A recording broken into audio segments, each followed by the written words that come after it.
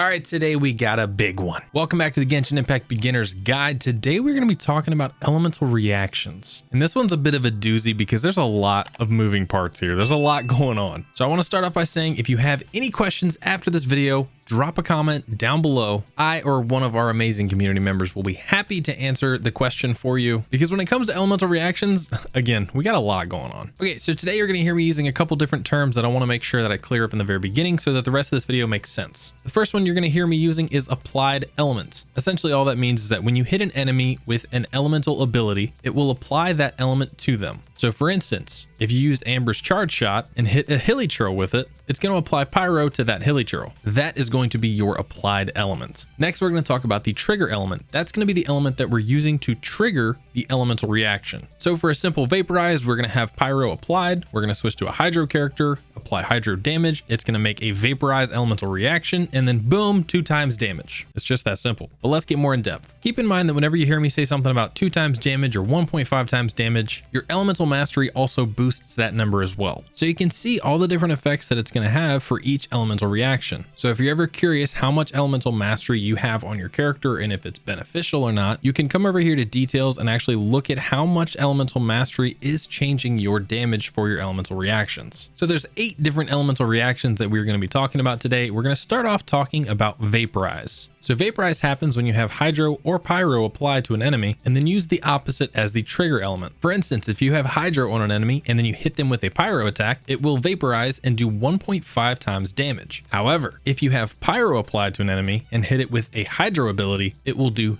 2 times damage. So in that instance, pyro is going to be the applied element and then hydro is going to be the trigger element. Next reaction we're going to talk about is going to be the melt reaction. You have 2 different ways of proccing melt. You can either have cryo applied or pyro applied and hit them with the opposite. If cryo is your applied element and you hit them with a pyro ability using pyro as the trigger element, you will be doing 2 times damage. However, if the reverse is the case, where they already have pyro on them and you hit them with a cryo attack, you're going to do 1.5 times damage. Now keep in mind, you might hear that, oh, this is 2 times damage, that has to be better. There are other nuances at play here, like internal cooldown for different reactions and things like that, but this video is just going to be covering the basis of elemental reactions as a whole. Moving on to electrocharged. Electrocharge happens whenever you hit an enemy with hydro and electro. Either can be the applied element or the trigger element, doesn't matter how you apply it, but it causes chain lightning between all of the enemies and just does consistent damage everywhere. It's not the best reaction in the world. It doesn't do a ton of damage, but it does make a lot of numbers on your screen, and that has to be worth something. I enjoy electrocharged. Next up is going to be superconduct. So superconduct happens whenever you mix cryo and electro. Either way, it doesn't matter which one's the applied element, which one's the trigger element, doesn't matter. If you hit them with an electro ability and then hit them with the cryo ability or vice versa, it will cause AoE damage in that area. It's not like a huge radius, but it's something. And this reaction also reduces the physical resistance of any enemy by 40%. So just by mixing these 2 elements in the middle of a fight, you gain 40% physical damage. I would say any physical carry that you have, whether it be Razor or Eula or Kaching, make sure you're taking advantage of the superconduct reaction. You also might hear some people call it superconduct. Those people are stupid. Moving on. The next elemental reaction we're going to talk about is going to be pretty simple. We're going to talk about frozen. Obviously, applying hydro and cryo, doesn't matter which one's the applied element or the trigger element, either or, applying both of these elements to an enemy will actually freeze the enemy in place. Now you can either try to keep those elements applied as much as possible and keep enemies frozen in place forever, or you can go the route of trying to shatter enemies. Shattered happens whenever you hit a frozen enemy with a claymore attack or a geo attack. Think of it as the same things that you use to break crystal ore, you can use to break a frozen enemy. So you use a claymore or a geo attack and then boom, shattered, they get even more damage. And then you can just switch back to your hydro and cryo characters and freeze them all over again. Next up is overloaded. Overloaded is another really interesting one that causes AoE damage whenever you mix electro and pyro. Again, this is another reaction where it doesn't matter which one you apply or trigger with, just electro and pyro mixing creates overloaded. This one again causes AoE damage, but there is a little bit of a downside. If you see it as a downside, it just depends. The overloaded reaction does have the tendency to throw enemies back. So hitting them with an electro ability and then triggering it with a pyro ability, you will hit them, get the AoE damage, and then they will just fly away. So that can be frustrating to have to keep like chasing your enemies down after you hit them. But in general, the damage that it does give you is pretty good. Now, the last one that I want to get out of the way before we get into some of the more complex ones is going to be the burning elemental reaction. This happens whenever you mix dendro and pyro. Again, this is either way, doesn't really matter. We don't have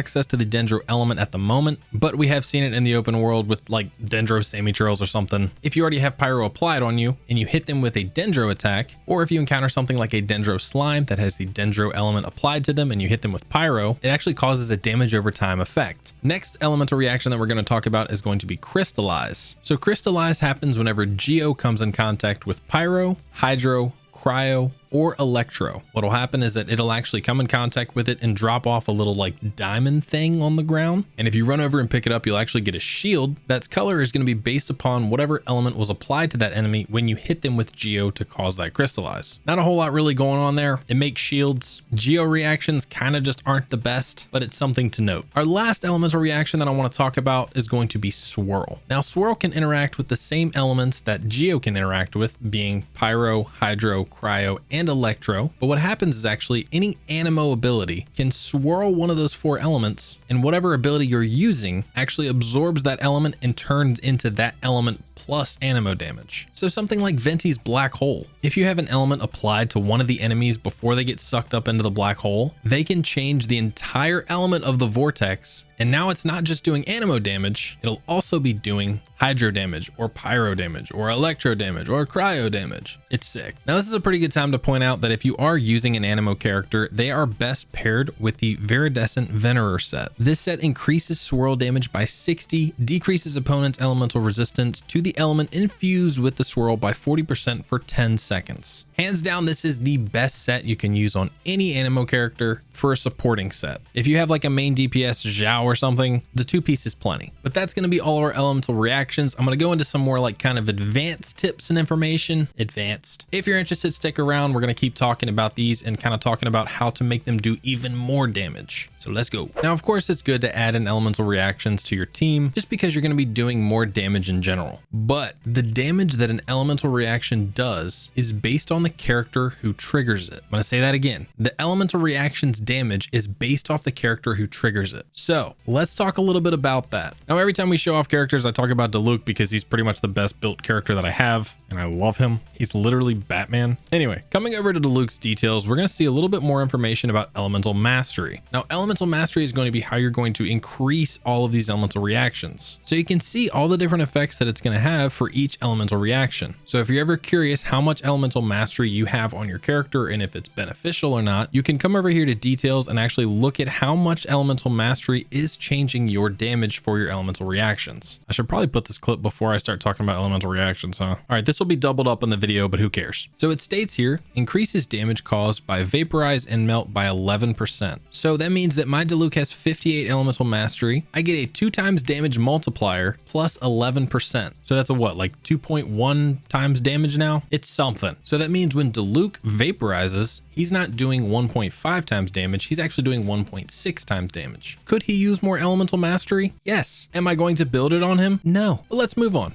Also increases damage caused by overloaded, superconduct, electrocharge, shattered, and swirl by 45.3%. That's not a small number, and that's not a lot of elemental mastery. And lastly, it increases the damage absorption power of shields created through crystallize by 17.7%. And this is why it's not good to prioritize elemental mastery for your Geo characters, because all you're doing is buffing up the shields that are already relatively weak.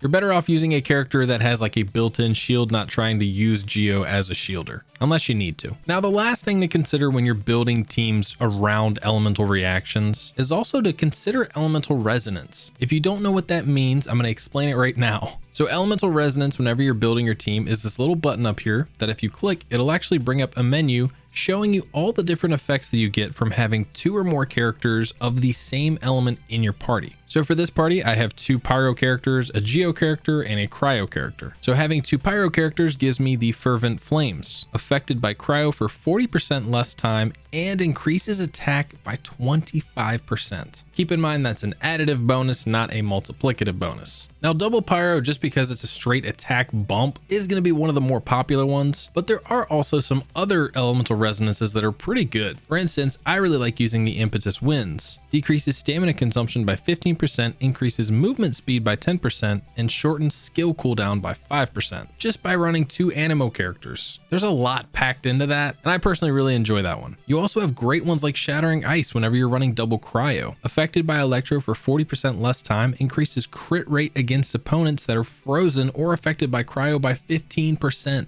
15% crit rate? That's like a god roll artifact just for free. So I highly recommend whenever you're building your characters to look over their elemental resonances, see how they match up. There are a lot of characters in this game and most of them are going to work well together, but there might be certain characters, like if you need a healer on your team, you might want to go for a Bennett if you have a pyro DPS over something like a Sayu, because just making that switch could give you an extra 25% attack. But yeah, there you go. I'm pretty sure that's everything I got about elemental reactions. Do you guys have any questions? Well, if you do, drop them down in the comment section. Like I said, I will be sure to answer any comments that you do drop down below. If you've been hanging out in my channel for a little bit, you pretty much know at this point that I answer every comment that I get. There are very rare comments that I miss, some of them that I just don't understand. And once a conversation gets too long between like multiple people in the comments, it stops notifying me, and I don't know why. So I don't get to be a part of every cool conversation, but I love coming back to a video and seeing a full conversation in my comments about people talking about the lore or whatever. It's so cool, dude. I love it. My favorite part about uploading these videos is just interacting with you guys, and we're going to have more opportunities to interact here in the near future because I am actually finishing up my Twitch stream. Follow. I've been working on my Twitch stream for like 4 hours now, just kind of getting all the overlays and everything set up. I've had a Twitch stream in the past, but it was just super ugly. It had like my logo everywhere and it just made me want to vomit. So this time I'm going for a little bit more simple and clean look. Simple and clean is a way that you're making me feel tonight. But yeah, so I'm pretty excited about that. So if you do want to head over there and follow me, you can, because we're going to start streaming very soon. I promised you guys during 2.1, I'm not going to let you down. So if you do want to follow me, you can head over at twitch.tv/thefonzplays. I'll try to remember to make a pinned comment with my Twitch channel. But with that being said, thank you guys so much for all the support on the series. I really appreciate it, and I hope it's helpful. I've had a few people tell me it's helpful, so that's enough for me. But if you did think this video was helpful, please drop a like down below, comment down below. It definitely helps out the channel and helps get this video out to more people to make sure that these guides can help as many people as possible. Subscribe if you guys are new around here. And before we head out, a huge shout out to the members of the channel. Wait, we got a new one. Hold up. We got a new member. Anibal Cardo. Thank you so much for your new membership. I greatly appreciate it. I do apologize if this video comes out a little bit later. I'm kind of working on this in between videos, so sorry if the shout out seems a little late, but I greatly appreciate you. Thank you so much for helping support the channel directly. If you yourself want to help support the channel directly, you can by clicking the top link in the description or clicking the join button down below if you're on desktop.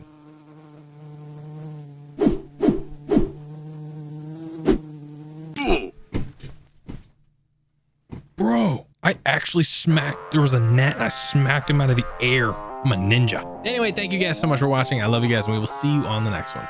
Motherfucker flew at my eye, bro.